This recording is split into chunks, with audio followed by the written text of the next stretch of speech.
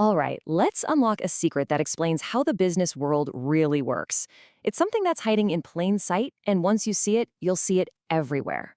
Okay, but seriously, have you ever wondered about this? How does a massive company with like all the money and all the power in the world just get completely crushed by some tiny startup working out of a garage? It happens way more often than you think. And you can't talk about this without bringing up the classic showdown. I mean, remember Blockbuster? That smell of popcorn and plastic wrapped DVDs on a Friday night?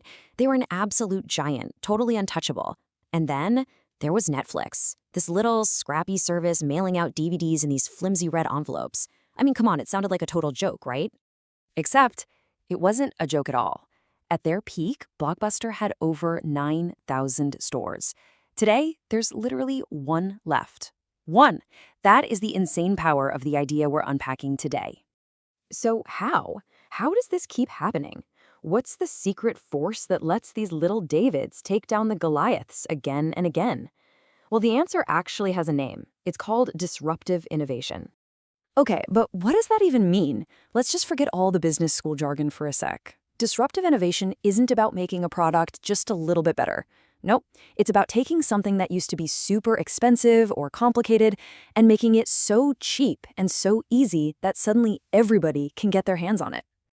All right, so if this thing is so powerful, how do you actually pull it off?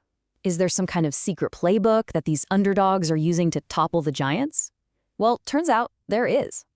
And honestly, it's way simpler than you might think. It's basically a three-step move. First, you start with something simpler and cheaper. Think about those Netflix mail-in DVDs. They weren't fancy. Second, you go after the customers that the big companies are totally ignoring. For Netflix, that was literally anyone who is sick and tired of paying late fees. And third, once you get your foot in the door, you just improve until you've taken over the whole game. But this is the most fascinating part of the whole story. Why do these huge, super smart companies with like entire floors of analysts, why do they just stand there and let this happen? You'd think they would see this coming from a mile away. And here's the twist. It's not because they're dumb. It's because they're actually trying to do good business.